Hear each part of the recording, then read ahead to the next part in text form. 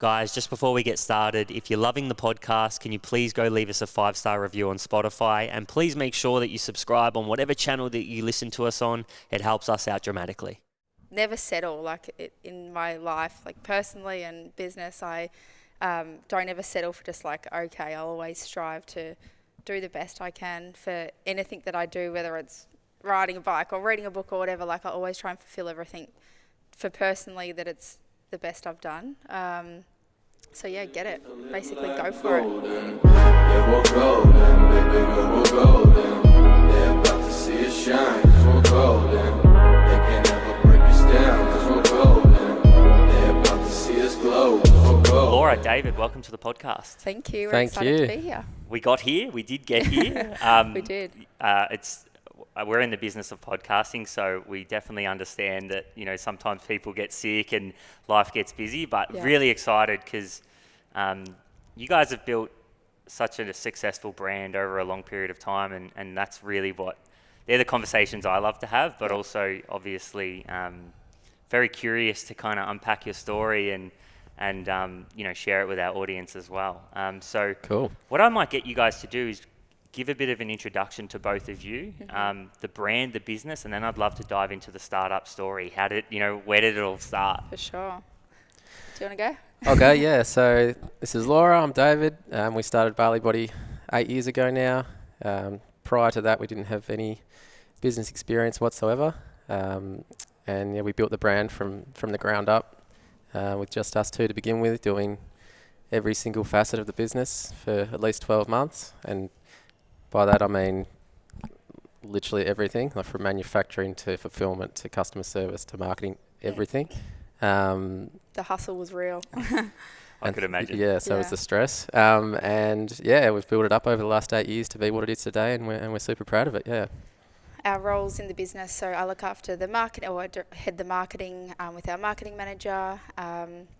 She's got a marketing team. I look after a lot of the MPD development with our MPD manager. Oversee a lot of different facets in the operational space, looking at demand and some retail focus as well.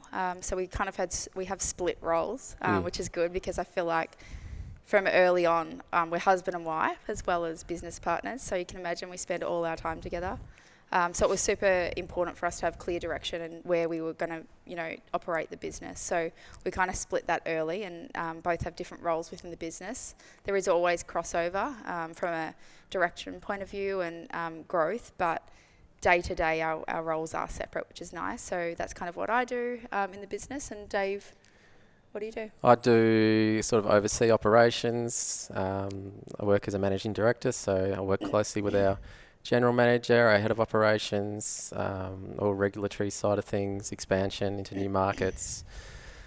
Oversee retail operations quite a bit. So yeah, it's both of us are spread very thin across the entire business. So there's no part of it that we're not across at the moment. I love, I'm in a very similar position. So we were talking about my partner off air, but she's also my business partner.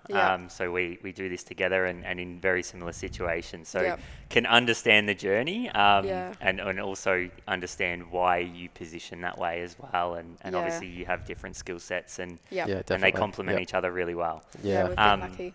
Yeah, it's been good. The startup story. I'd love to hear how it all got started. And because the thing I find really interesting is you mentioned that you didn't own businesses prior. Yeah, no. So neither of us had come from a business background as such. We both had jobs outside of an entrepreneurial space, and Dave was a carpenter and I worked in insurance for nearly 10 years, so completely different businesses. I was moving to Bali on a career break and met Dave out at a bar, and we hit it off. Not in Bali. Not in Prior Bali, to in Melbourne. Yeah.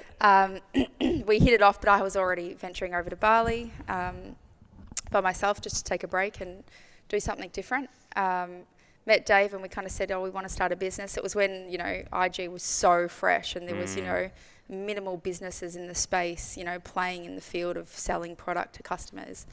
So it was that very early days of when Instagram, you could, post something and get 5,000 followers the next morning. Like, the algorithm's completely different now. It's a completely different space, basically got to, pay to play in that space now. But we identified at the time, this is happening. We want to get on this space. Let's move to Bali, with the mind that we'd take an actual break and actually have a holiday there. Got there, next minute, came up with a business plan. This is what we want to do. Our original product that we have is a tanning and body oil. I still to this day get eczema. So it's a product that I used to use personally for eczema. We would just make it up and pour all the different oils in, and I'd use it for tanning and a hydration product really to cure eczema. Did that there. We thought, hang on, this is a pretty cool thing. People want to know about it. People are interested in it. So we decided to make that our first product, and we were in Bali, so we called it Bali Body. So it was as simple as that. And then we evolved the business there and spent our career break doing a holiday, planning our whole Bali Body business. So we ended up working 7 days a week, having no break at all. Got the business to a point where we couldn't actually do anything more in Bali, production-wise and planning, Wi-Fi. It was just a mess. Just too hard. Too hard to do it. Yeah. And this would have been how long ago now? This was 2014. Bali was a different beast then as well, right? Absolutely. Yeah. We were living in Canggu, Yeah. which I don't know if you've been to Bali in the last few years, but it's completely different now. Yeah, It's so saturated. different. It's Kuta, Bali, Canggu's Kuta. So yeah, it was really chill over there back then, and Wi-Fi was a bit difficult, and yeah, so we came back here, and that's where we were able to really make the business thrive. Was there an element? So I love the product. I think, Yeah. I'm lucky enough to have a lot of really great conversations here, and a lot of the best products that you kind of see on the market are born out of this need that, say, the founder or the person who kind of came up with it, there was a need there, and they were either using it or they kind of built it for themselves. Yep. I guess one of my questions is I know Bali Body was just a name that kind of come about because of obviously you guys created the business plan in Bali, but do you think that, like, when you look back at it now in hindsight, do you think there was an element of like Bali as a brand growing, and so then that kind of ties in as well with what, obviously you guys built a great product, but then, was there an element of that to it? I think the brand as such has an overarching feel of vacation and luxury, and the products take you to a happy place and give you that bronze lifestyle no matter where you are. And I think the name really transports people to that feeling of State happiness, of mind. state of mind. We're trying to capture that. But there was always pretty much. Yeah. So is that something that you guys did in the early days, where obviously you had the name Bali Body, and then you guys kind of said then that you were trying to recapture that feel, that look and feel absolutely, around the brand? I think it went hand in hand with the product that we created as a suncare product that Laura needed while we were in Bali that didn't exist. We then formulated that product ourselves, and then it sort of just made sense to include Bali Body, or include Bali in the brand name, because it does transports you to a nice place. Encapsulates that summer sort of tropical vibes that we're trying to put across, and the suncare product is obviously relevant. So and it really flows off the tongue as well. It looks pleasing, and it sounds really nice as well. Catchy. Yeah, it's great. You can kind of, again, in hindsight, you look back and go, wow, with everything that's gone on in the world, to date, and Bali's growth, but you guys would have, from a branding perspective, done such a great job with it. But I really do think that it's such a great name for a product. And I think that's a really important element to business as well. You can have a great product and you name it wrong, and you're done. And it doesn't pop. I agree. It has to be catchy. Catchy. Have to remember it. Yeah, it's really funny. So with Pivotal Conversations, I actually had a mentor at the time, and he said, no, you can't name it this. And I look back now and I go, I wonder if we didn't name it that. Would it be? You know what I mean? So I'd love to unpack. Obviously, you guys seen a lot of growth in the early days as well. And you were, I know that social media probably did play a large role in that in the early days as well. But I'd love for you guys to unpack maybe 2 or 3 things that you think really helped you grow, in those early days, let's say years 1 to 3. If you can kind of I know it's never one or two or three things, but what were some of the really key important ones. things that really helped it get off the ground? I think Instagram is probably first and Instagram. foremost. Yeah, the way Yeah. that we leveraged that from even when we were still in Bali, sort of creating the brand, we started using it immediately. Laura really pushed the envelope on that platform in regards to posting content that got great engagement and building our following before we even launched the brand or sold any products. We were using that platform to get a following and get a community. And then even after launch, and even today, we still leverage it as best as possible. People think sometimes it's easy to get an Instagram account, get a business idea, post a couple of times, and they'll see, a revenue stream Results, come down or a result come down later. But that's not at all what it is, and it never has been that. So we launched our brand on July 27th, 2014. So we launched our Instagram at that time. From that day on till today, we've posted 5 times per day for the last 8 years on Instagram and never missed a post. So we're super consistent in our messaging. Messaging is a huge part of business success. Consistent messaging. From a branding perspective, everything visually looking well. And I think really mapping out from the get-go was important. Why we were successful is we identified that this is our platform, Instagram. Obviously then it's become TikTok and blah, blah, blah. But at the start, it was just purely Instagram. We identified that we want to be a global brand from the start. And we took key influencers from, literally, Dave and I got out a map and picked key influencers from different parts of the world, Germany, United States, everywhere around the world. And we targeted UK, all those different people, those high-end influencers at the time, who probably aren't even around now, most of them, but they were back then. They were influential, and it was a lot different space. Obviously, those big influencers could post something and you would make a direct ROI because, people, it was still new. Whereas now it's kind of gone through more like a micro, the micro influencers post, and that's more attractive to the everyday person. But back then it was heavily focused on those big influencers. So we'd pick influencers from different parts of the world, send them product, make little packs in Bali, send them out product. I remember we used those little silver Bali trays. Yeah. Which now would they put their blessings never in. use. We were taking them and not taking them. We were buying them. Yeah. And putting our little products in with would a little run to DHL. We made a little sarong. It was so bad. Oh my God. Looking back on it. And then FedExed it around the world and then hoped they would post. And most of them did. It was great. Most of them did, yeah. So just building that global footprint from the start. Instagram 100% played a pivotal part in having our brand succeed.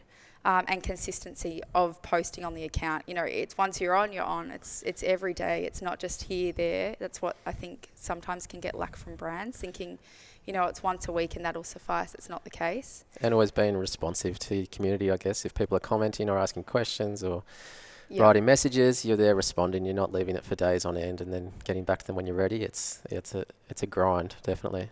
That's really impressive. The 5 times a day for 8 years. And I mean, Laura it's a did that testament. herself for 4 or 5 years. Yeah, 4 I years. did for 3 years, 7 days a week. I'd be out at 11 p.m. having an espresso and be like, oh, alarm, post. So the dedication is legit. And that's the love for the brand that I have. That I wouldn't have it any other way.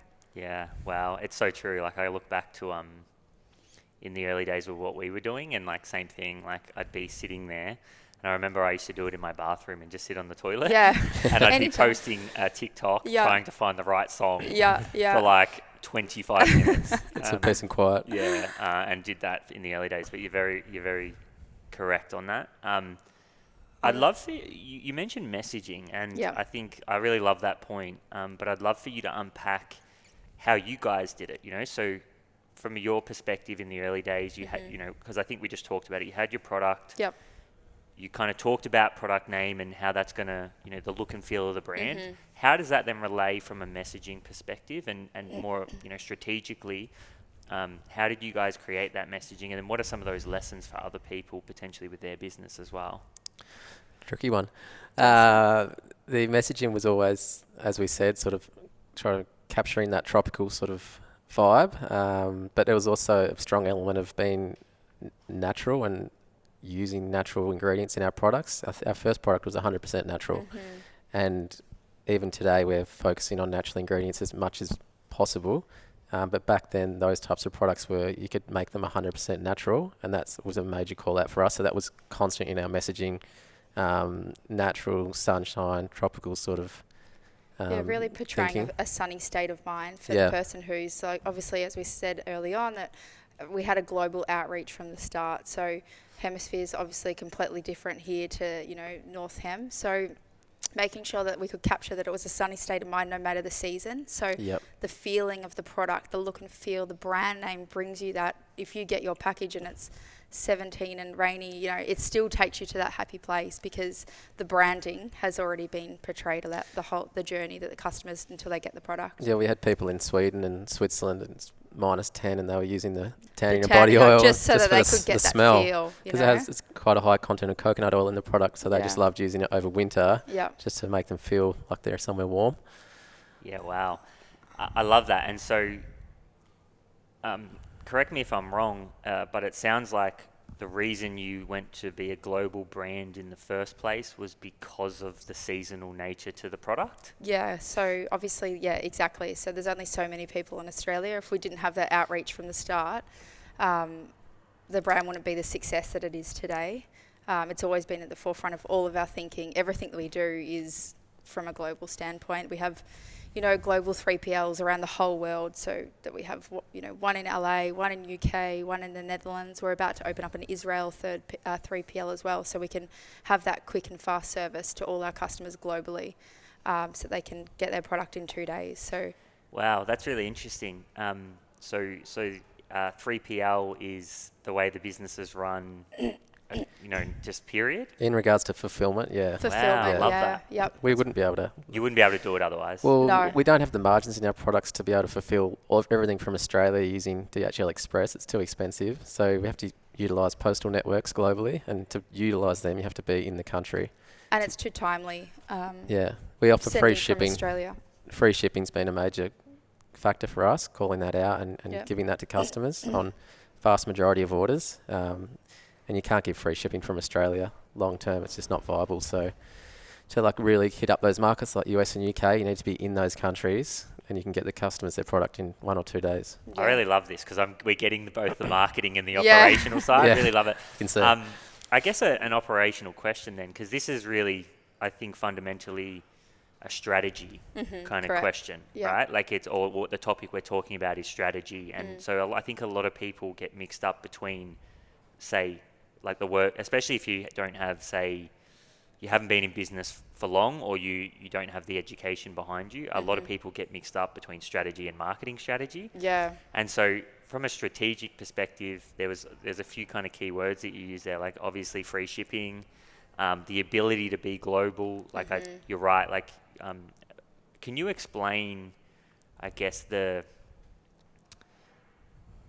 reasoning behind why you went 3PL and how that works with margins and especially wanting to be a global brand as well? Like there's a relationship between all three of those kind of pillars there. Yep. Yeah, we couldn't keep up with fulfillment when we were, majority of our orders initially were in Australia with US closely following, but we were fulfilling everything ourselves from the start, and so we needed to find someone to do that for us. And so we found a partner in Melbourne, fulfillment centre, and we used them, and then they freed up our time to work on the rest of the business. Dave would be running to Oz Post back in the day and would have huge tubs and would be, I think they shut at 4:30 or something for the last drop.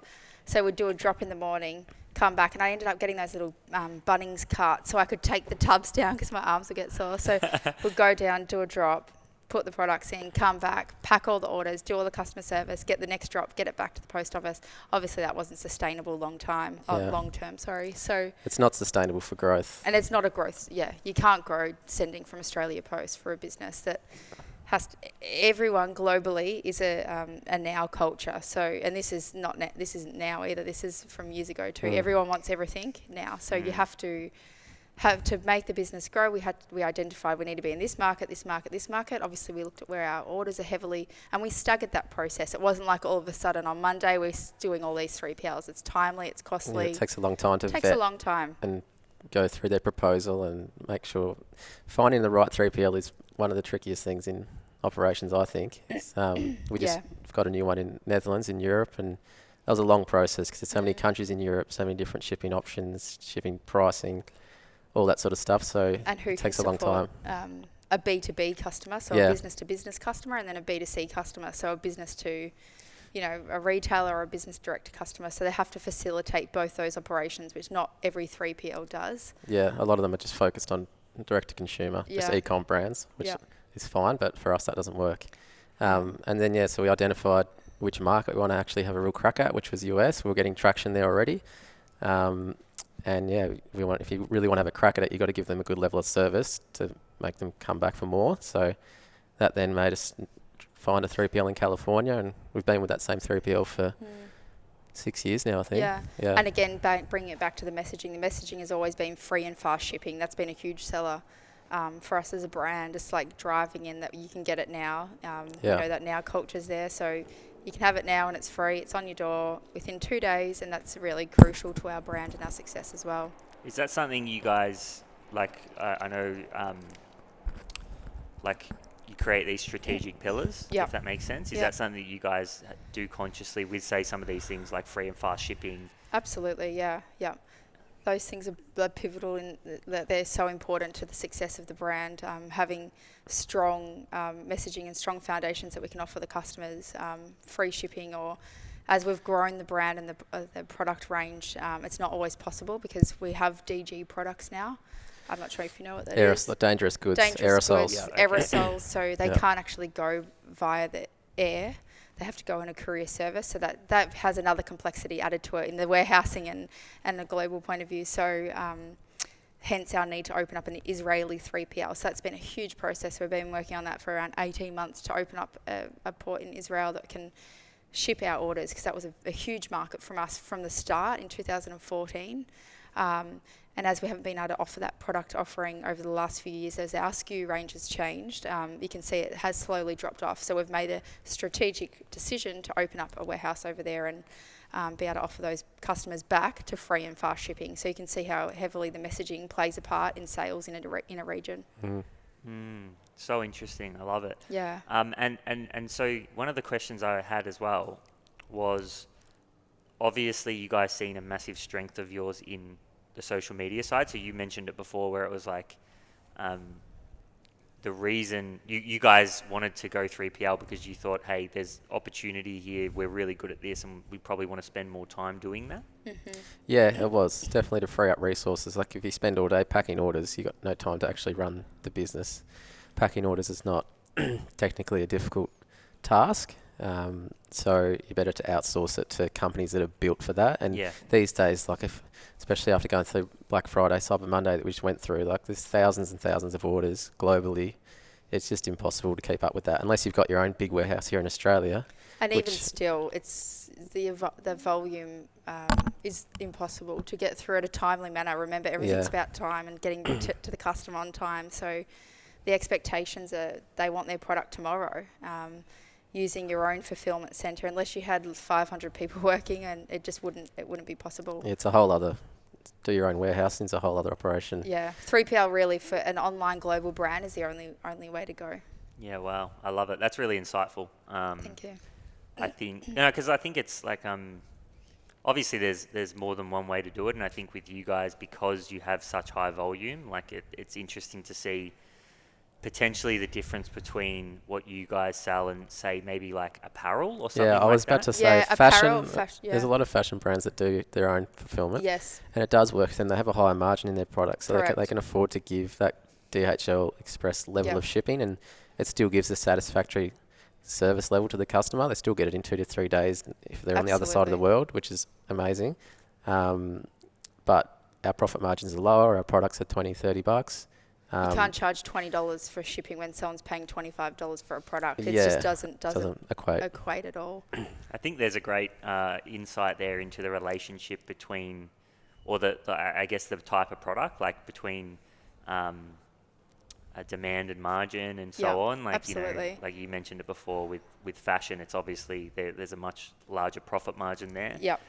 But there's obviously it's always relative to the company, but there's always going to be a discrepancy in demand. Yeah. Like higher, the best companies in the world have both, right? But, like Apple as an example, but it's great to get that insight where it's like you have high volume. I think just understanding that relationship as a business owner is something that it's tricky to get. you don't as do it in the well. early days. No. Like nobody does it in No, the no, early no. days. We had no idea when we started. We literally picked and packed everything. Like we would pour the bottles ourselves. We would go get all the mix from Coles ourselves. Like we did everything. Wow. We Made would the be product, flying filled around. the product.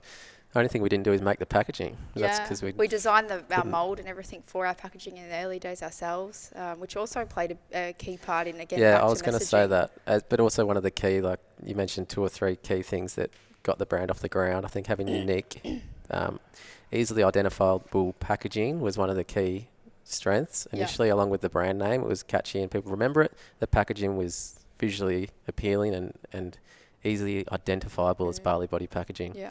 It was a nightmare, the actual bottle itself, but visually it looked good. And really, like from someone who is doing a startup, I know it's hard because everyone takes inspiration from other people, but really try and make it your own. Because if you're just going to copy someone else's model, or it won't have longevity in it. It has to be unique, because you might be able to get through this one thing that you've done and it's gone okay, but like the next stages, business isn't just about this one stage. It's a continual process if you want, growth, and every stage needs to be a fresh mindset of what's good for your business and how that'll take your business to the next level, rather than drawing inspiration from other people all the time. Yeah, because otherwise you just become a commodity, right? Exactly. Yes, yeah. And the deeper you guys have gotten into business, it's always about layers as well. Like, how can we get a little bit of competitive advantage in the market and just keep 100%. adding layers and layers Absolutely. and layers? Yeah. Guys, if you're loving this episode, make sure to take a screenshot, give us a tag, or even take a photo if you're watching it. Give us a tag, help spread the love. It helps us out dramatically. Guys, I want to say a massive thank you to our major sponsors, BizCover. I was driving home the other night and I thought to myself, wow, we have so much stuff in the studio that is extremely valuable, and if anything ever happened to it, I would never be able to forgive myself. So I needed contents insurance. By the time I got home, within 20 minutes, I was insured. There was no paperwork, and it was literally one of the easiest processes I've ever gone through. And that's the beauty of BizCover. They'll give you the best price. There's no paperwork involved, and it's truly so easy. So whether it's public liability, professional indemnity, or even like me, contents insurance, BizCover's you go to when it comes to getting your company insured and making sure that nothing ever comes to get you in the future. So if you want to get your company insured and check them out, the link to their website is in the show notes. I've been a customer now for 7 years, and it's for good reason. Check them out. So you guys, what I'm really interested in is, in the early days, I mean, the impressive stat on the social media is, I'm still quite blown away by it, but I think it's a testament to where the numbers are. Thank you. But I think we've got a good idea of what it was in the early days, but I'd almost love to touch on how you guys are looking at it now, because I think you both have great business minds, and I'm sure you're innovating on that side of the fence now as well. Yeah. What are, like, say, one or two, or potentially 3 things from a social media perspective that you think are really important, and maybe they're principles, so maybe the same rules apply from years ago, but how are you guys looking at it now as well, as a brand who is a seasoned brand now, in terms of, it's not a new company, it's not a new startup, but you still have to really keep the ball rolling? Yeah, I think social media is huge in our business. It's drives a lot of our revenue. So being relevant is critical for the business. Instagram is still a success. It's still a huge success for our business from an organic point of view and a paid space. But TikTok is obviously huge now. So I think I saw that anyone who wants to look how to tie your hair up, you go to TikTok. Like, it's not so much my gen, but the younger generations are like that. They use it like Google. It's like a Google like we use platform, Google, they search for stuff on there. Yeah. But always staying relevant, shooting new content, super important for us. We have a studio at our HQ, so we can shoot continuously. We have dedicated people who do content within the business, and that can be like a full content day, creating content that's fresh and exciting to be used across the platforms. Sorry. No, you're right. Yeah, so TikTok, Instagram, and then obviously social media in terms of leveraging influencers is something huge that we've always done. As we said from the get-go, we used influencers, and we do to this day, whether it's in paid space or a gifting situation. But having those people on brand for us is super important in terms of social media and growing the accounts. Probably, again, coming back to the strategy for our brand is every single day we still post 5 times a day and try to have a diverse range of content that's posted, in whether it's a how-to or a babe at the beach, or it's a before and after, an application video. All those things are strategically thought about every single day. So we have someone who looks after our Instagram account, and every platform has a manager managing the account. Yeah. Well, interesting. So not one person managing, say all platforms. It's actually a bit more democratized. Absolutely. So every single account has a person who runs every single account. So TikTok, Instagram, Pinterest, Facebook. Every They're account, all very different, aren't they? They're all very different. Their platforms, algorithms, everything's different in them. The type of things that people want to see and that they engage in per account is also completely different. And it's always changing. That's the other challenge, is identifying when the trends sort of change and making sure that you're keeping up to staying abreast. yeah, keeping I up guess with that it. talks to why you need to have it a little bit more democratized, right? Yeah. Yes, absolutely. So that the finger's on the pulse. Yep. Yeah, you can't just schedule your posts and that's it for the month. Yeah, no, we have full reporting every single day on how each post across every platform performs, insights from that, pivots, what we do after that. If it's not performing, what do we do? Strategy changes every day. That's an always-on situation at Bali Body. I love it, and I think even me now, like I'm starting to see.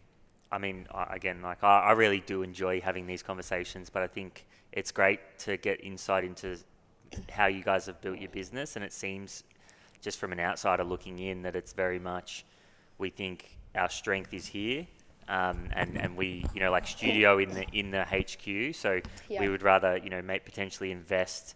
Like you said, some apparel companies will have distribution at their HQ. Yeah. But you guys have gone more down the route of creative marketing and so on. And then from an operational perspective, making sure the numbers fit from a 3PL perspective to keep the global brand. Yeah. Awesome. Yeah, So cool. It's been good. Love it. It's been a journey, hasn't it?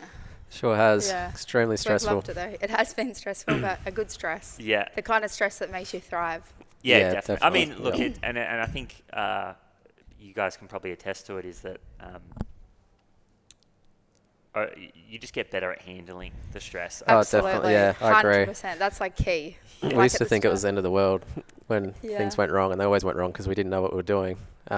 Now, very little worries me in regards to business, and a lot of it's bigger than it ever was back then. But you just learn take it in to your deal stride. with it, Yeah. We've had that many roadblocks, like along the way, like things that we think this is it.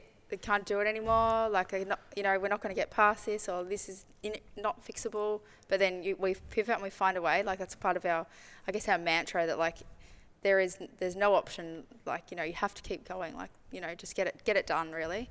And that's been a part of our success as well. There'd be situations in the early days where the packaging would be leaking. Obviously, again, sending globally and air freighting and things like that. Oil is such a hard product to keep inside a bottle. It's worse than water. It's worse than any kind of liquid that you can have. So a tiny little, gap in the top of the lid would make the whole product pour out. So the customer would get their order and it all be leaked everywhere. So conversations like that would Can you imagine getting an oily envelope in the mail? Yeah, just shocking. Some of the emails we got were pretty full on. Again, and there'd be, 20,000, 30,000 of those units sitting there. So we've imported... Filled.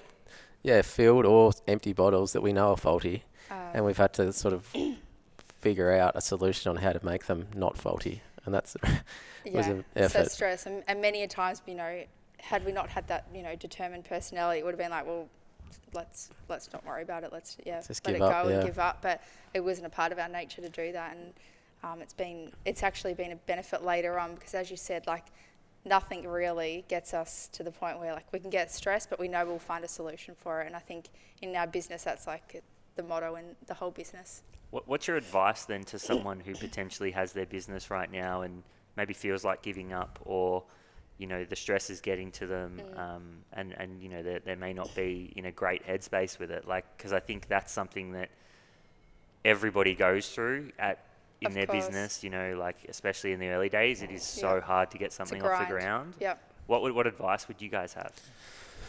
Take a breath. Yeah, take a breath. Yeah. Believe in yourself. Remember why you started in the first place, and And ask for help. Probably Yeah. another thing is ask for help. Like, don't try and utilize whoever you can and whatever you can to get a resolution or get an outcome out of the issue. And write it all down. Do this is this works, this doesn't, and then get a solution out of that.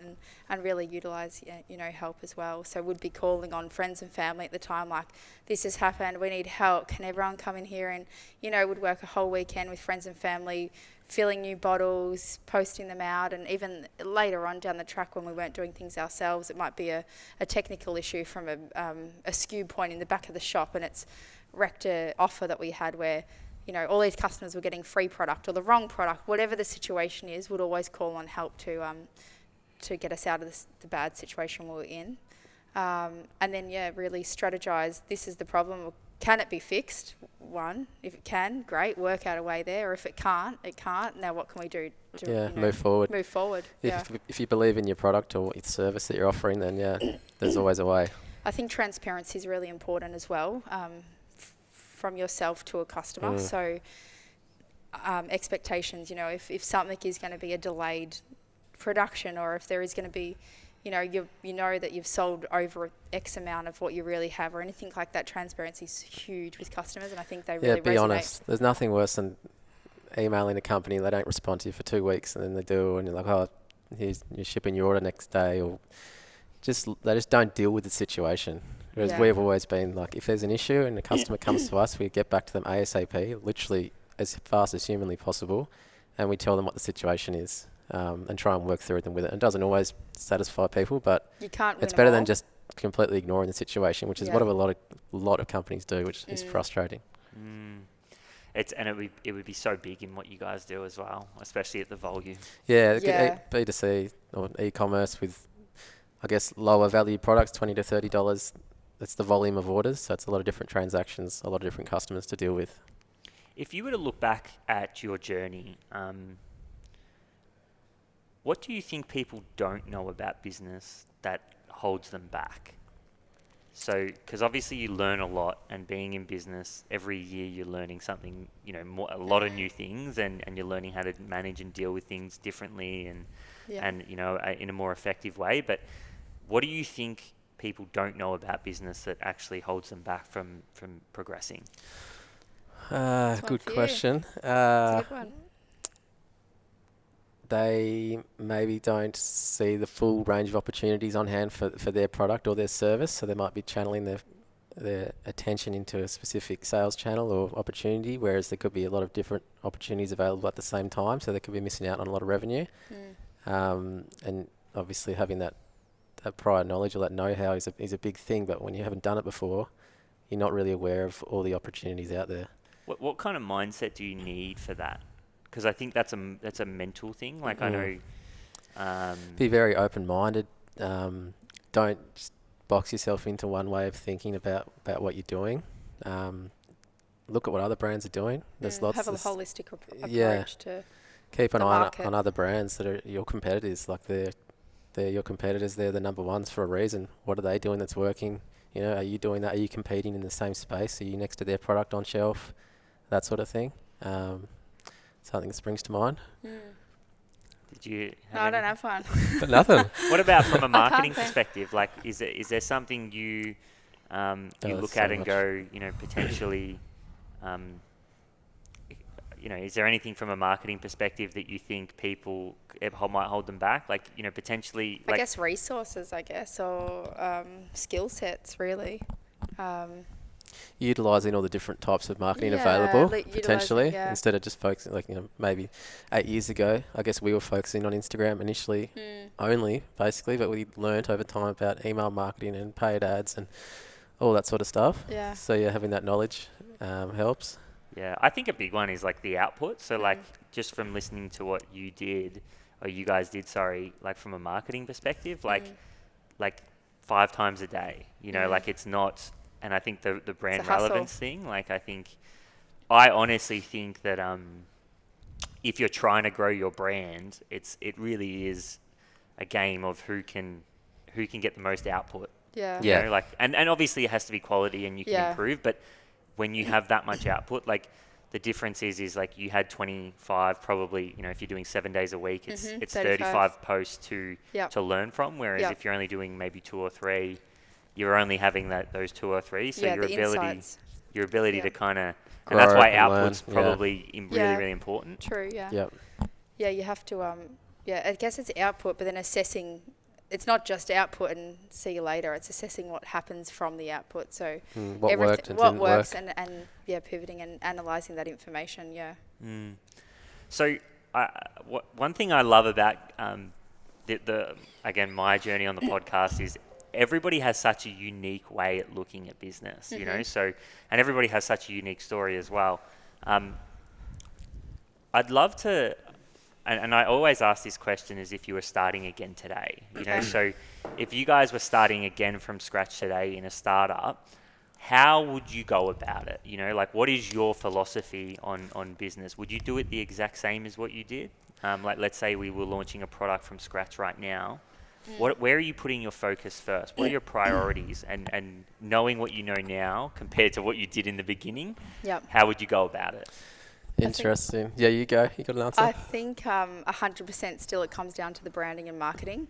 That's essential for any brand to succeed, that you've got, first of all, working out your sales channel. That would probably be the first thing. If I was looking, you know, I was about to sell a bottle of water, a rebranded bottle of water, what would I do with it?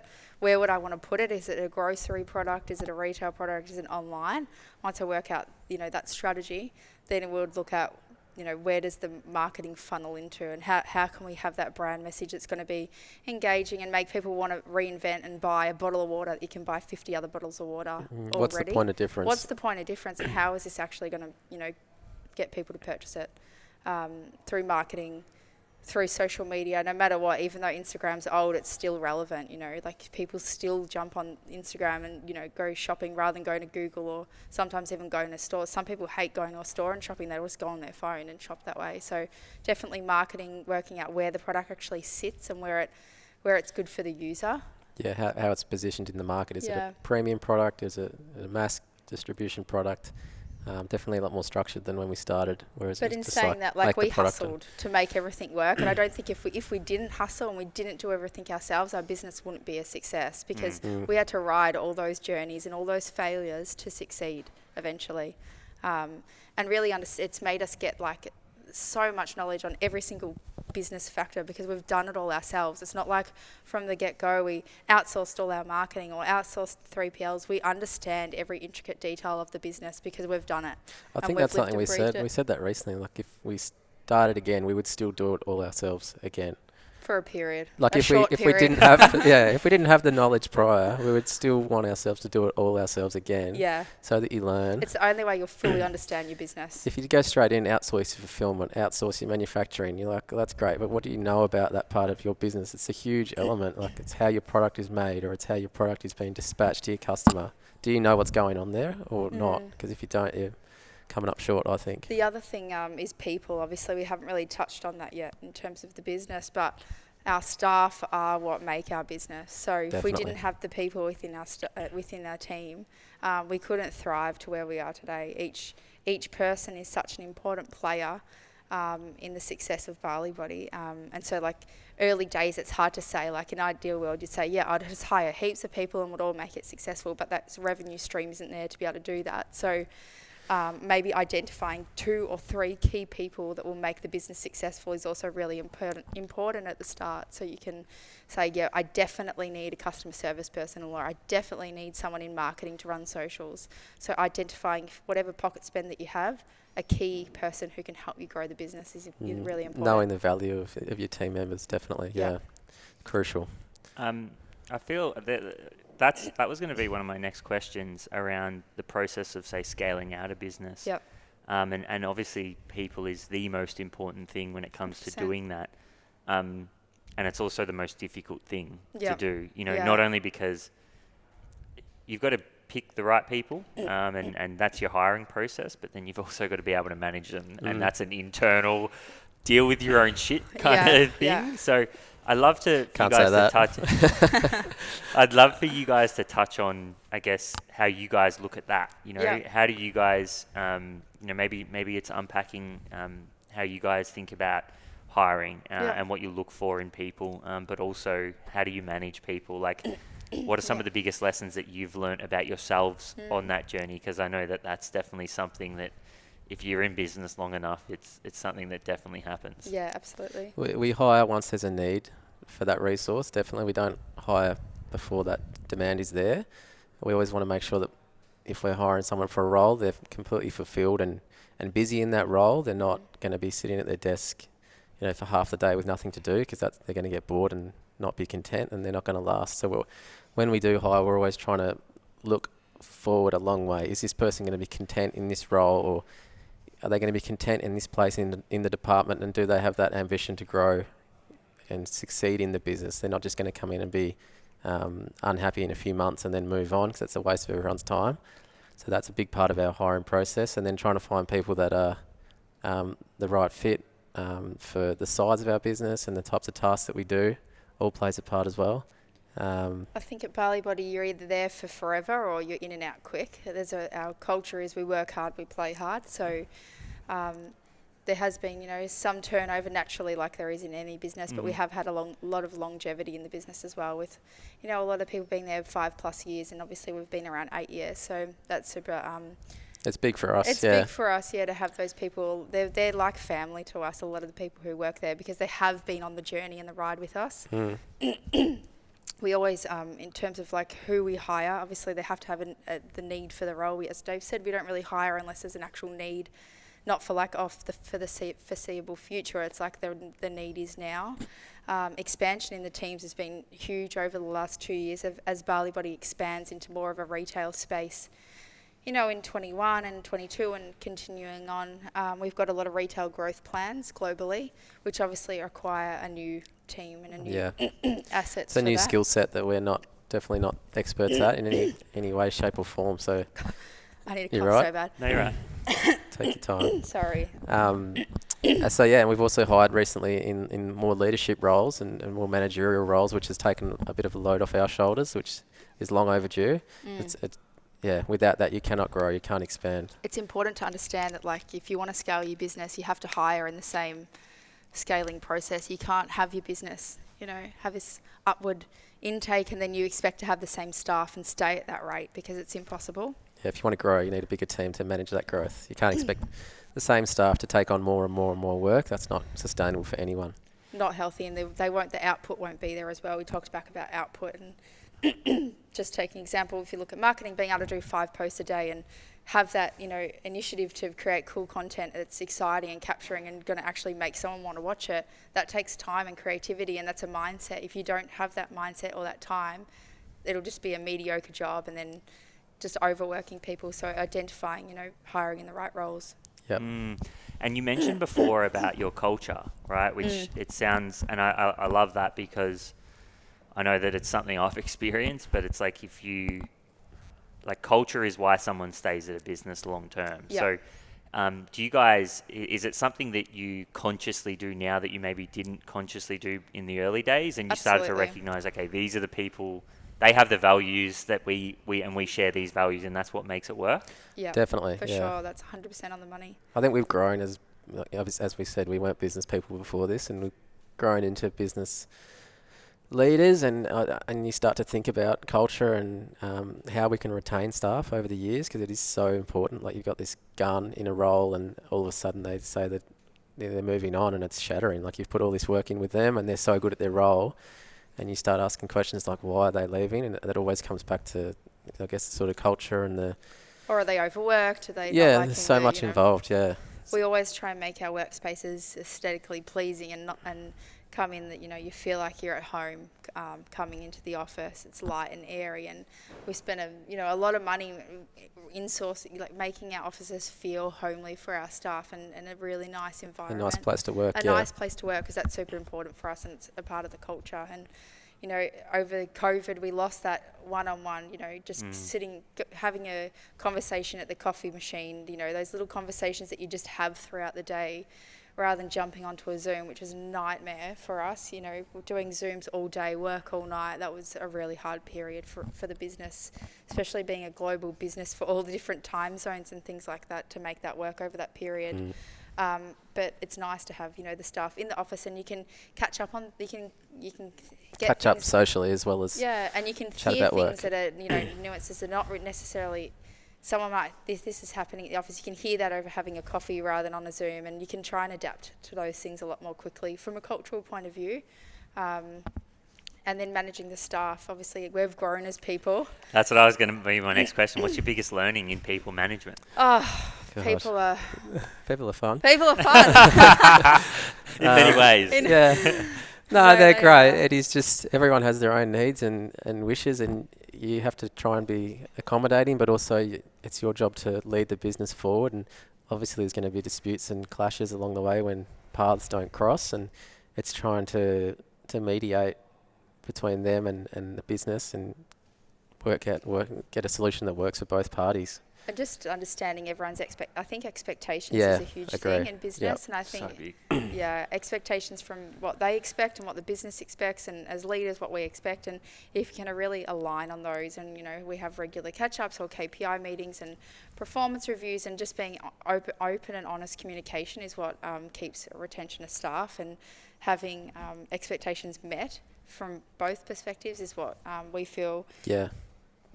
aligns and manages the staff well. As Dave said, like we're new to it. Like at the start, it was just Dave and I. So culture was like, do this. No, haven't done it yet. Yeah. Do Piss it. off. Yeah. Go away. Like obviously, and then as we grow, you can't speak like that in front of everyone else, and we have to. Hey, That's can you please do advice, this for didn't me? Yeah, I feel that. That's for sure. But yeah, so just we've grown as people, and we're not perfect. Everything we do isn't always right, and it never will be, because everyone has flaws, and we just try our best, and we really value the people we work with as family, and we feel like the conversations that we have are pretty honest, and that's how we like to work. I really do love that.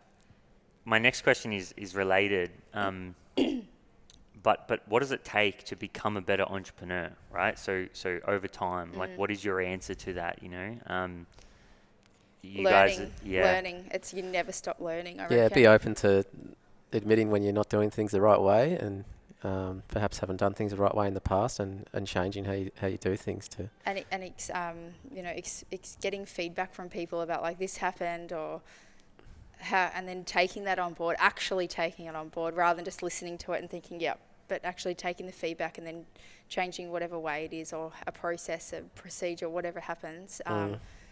And then, growing with that and actually doing something with the feedback or whatever it might be to make your business and everything else more successful. I think learning to delegate is one of the major factors in Huge. growth as well. Yeah. At the start, you cling on to everything because you want to control it all. In fact, you need to learn And that's a pretty part quickly. of the scaling process. Yeah, that if you want to grow, you need to delegate and trust in people, because most of the time they can do it better than you can anyway. So if you can learn to let go and delegate quicker, then you're going to definitely be better off. And back to the hiring mindset, one of our key things that we didn't touch on is that in the hiring process, we always look for someone who can complete the job better than what Dave or I could. Like their skill set is, so much better than in that specific role than what we could ever do. So that's a part of, believing in the people, and they understand what their role is, and it brings it back to expectations, that if they think that they can fulfill that role and we're comfortable, then there should be, nice harmony. Love it. There's so much value in this conversation already. But I think it's such a struggle for for everybody who does it for the first time. Like hiring. How do you find the right people? Then you've got to manage them. Then you've got to keep them happy. Then you've got to make sure that they're inspired to continue to work. And it's just like it's a forever. I think the thing you learn is it's forever ending. Yeah. It never It's ends. never ending. Never Yeah. ends. Sorry, it's forever. It's always on. It's an always on strategy, And at the same time, like you can give some people everything they want, and some things will never be enough. And it's also identifying as a business leader that there is those types of people, and you can give as much as you can give, and things can never be enough. And that's really understanding, being a business owner too, that it's not always roses, and not everyone's always going to get along. And don't be hard on yourself. Don't be hard on yourself. You try and do everything you can, and they're not satisfied still, then that's just the way it is. Unfortunately, that's the way it is. That's not the right place for them. But generally our people are really great to work with, and we love them. Yeah, I was listening to Jordan Peterson on the weekend, and he said a quote that he said that it really kind of struck me was, a really easy way to find out if someone's the right person or not is ask them what the vision for their life is. Because if someone has a big enough vision for their life or something that means a lot for them, usually their work is tied in with it. Yeah. So it's really interesting that you say that.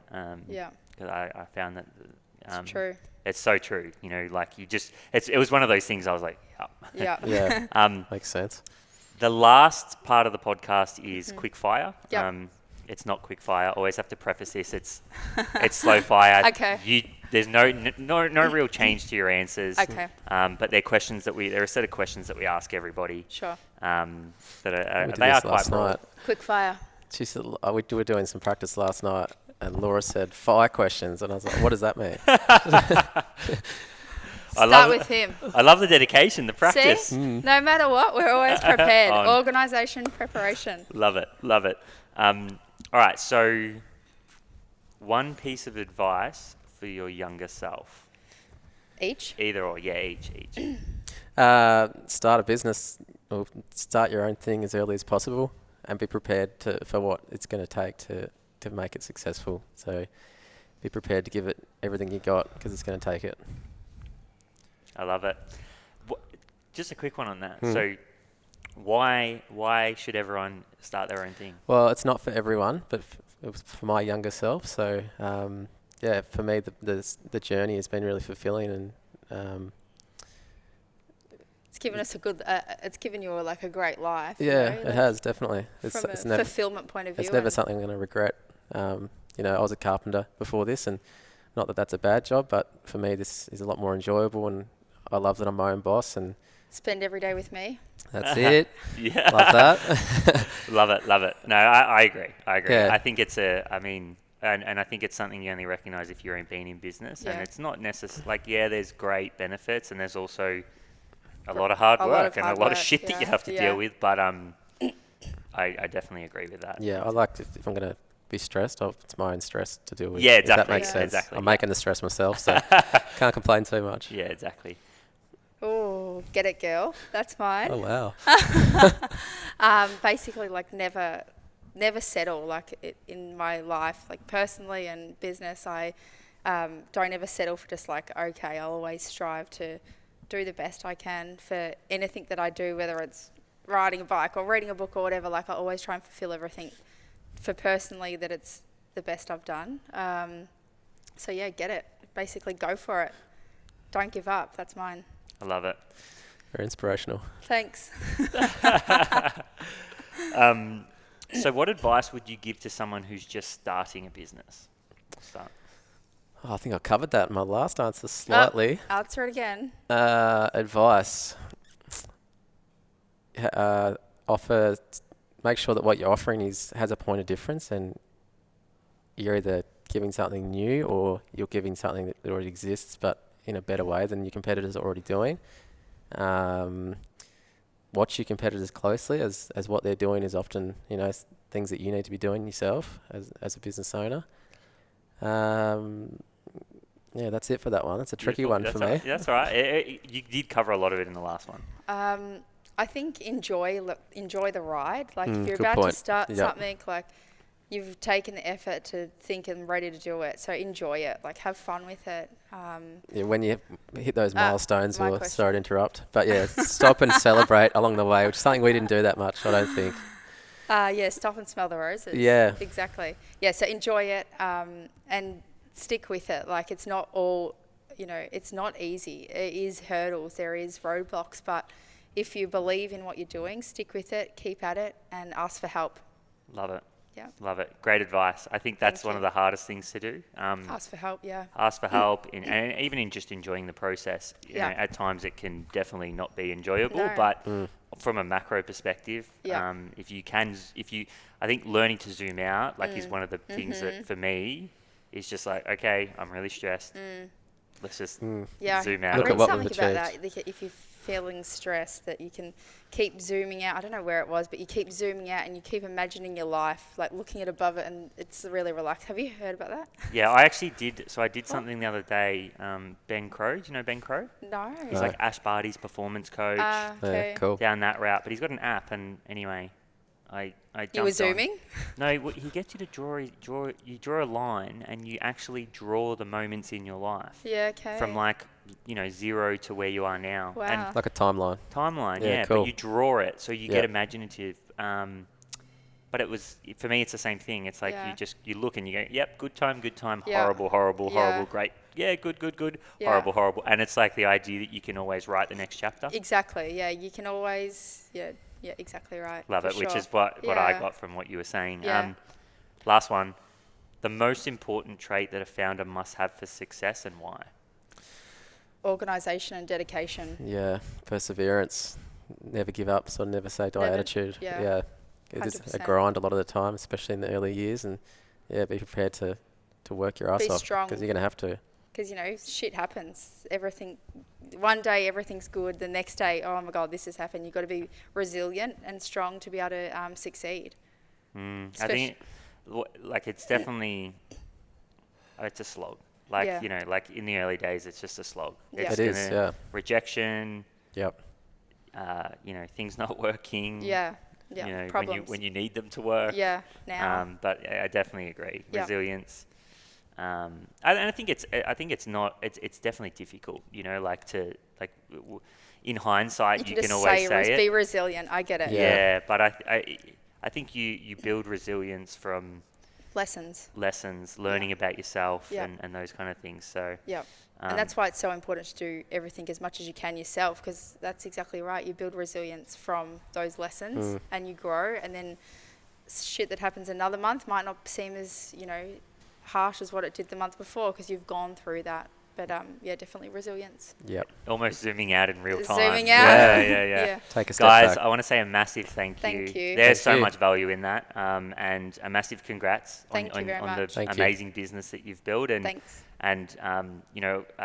best of luck with. And not that you're going to need it, but Always with need luck. Always, the yeah. future, thank you. and everything that you do in the future. Where can everybody find you guys individually in the brand as well? My Instagram's Folsky, and Yeah, mine's Dave Oost. yeah. Yeah. I love it. And it's Bali Body. Bali Body, Yeah. which they've probably seen and bought from before. So, Hopefully. no, but a Hopefully, massive thank you. Thank you. I appreciate your time. I know you guys are busy business owners and building an empire. So, Thank you. I do appreciate your time. And Marto, thanks for putting this Thanks, together. Carl. Thanks, Marto. Marto. To our lovely listeners and community, it's crazy to think about that it's, we're another year in, but without you guys, we don't get to have amazing conversations with amazing people. So really appreciate the support for the whole year. We're not done yet, so we're almost there. But really hope you guys enjoyed the episode, and we'll see you next week.